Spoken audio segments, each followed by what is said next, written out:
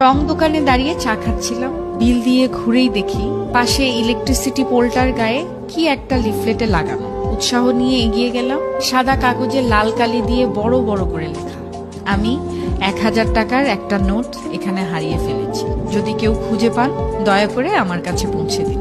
আমি একজন বৃদ্ধ মহিলা, চোখে খুব কম দেখি। তারপর নিচে একটি ঠিকানা দেয়া, ঠিকানাটা কাছেই, হাঁটা পথে মিনিট 5 হবে। কৌতূহল দমন করতে না পেরে আমি খুঁজতে খুঁজতে গেলাম সেখানে। একটি জরাজীর্ণ টিনের ঘর, উঠানে এক অশীতিপর বৃদ্ধা বসে আছেন। আমার পায়ের শব্দ পেয়ে তিনি মুখ তুলে তাকালেন, বললেন কে? আমার সম্মিত ফিরল। গলির মাথায় আমি আপনার 1000 টাকা খুঁজে পেয়েছি।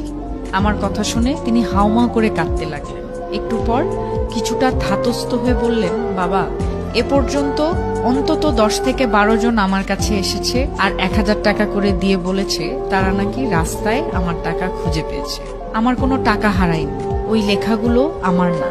আমি খুব একটা পড়ালেখাও জানি না। আমি নিচু হয়ে ওনার হাত ধরে বললাম, যাই হোক, সন্তান মনে করে আপনি টাকাটা রেখে দিন।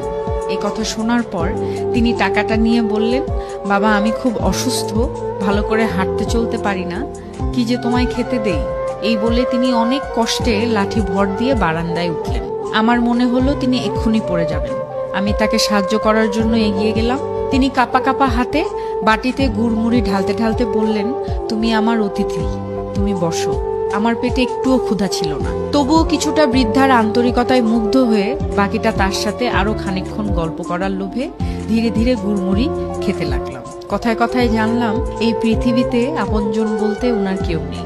আগে ভিক্ষা করতেন, কিন্তু অসুস্থ হবার পর আর বাড়ি থেকে বেরোতে পারেন না। ফেরার সময় বৃদ্ধা বললেন, বাবা, একটা অনুরোধ, তুমি যাবার সময় ওই কাগজটা ছিঁড়ে ফেলো। আমি উনার বাড়ি থেকে বের হওয়ার সময় মনে মনে ভাবছিলাম, সবাইকে উনি বলার পরেও কেউ কেন কাগজটি ছেড়েনি। আর ভাবছিলাম ওই মানুষটির কথা যিনি ওই নোটটি লিখেছেন। সহায় সম্বলহীন অসুস্থ বৃদ্ধ মানুষটাকে সাহায্য করার জন্য, এত সুন্দর উপায় বের করার জন্য আমি তাকে মনে মনে ধন্যবাদ দিলাম। হঠাৎ ভাবনায় ছেদ পড়ল একজনের কথায়। এই যে শুনছেন, 40 ঊর্ধ্ব এক ভদ্র মহিলা আমার দিকে এগিয়ে এসে বললেন, এই ঠিকানাটা কোথায় বলতে পারেন? একটু আগে আমি রাস্তায় 1000 টাকার নোট পেয়েছি, এটা আমি ফেরত দিতে চাই। ঠিকানা দেখিয়ে সামনে এগোলাম। কখন জানি আমার চোখ দুটো ভিজে উঠেছে ঠিকই। আকাশের দিকে তাকিয়ে আমি বিড়বিড় করে বললাম, এভাবেই বেঁচে থাকুক আমাদের মানুষ।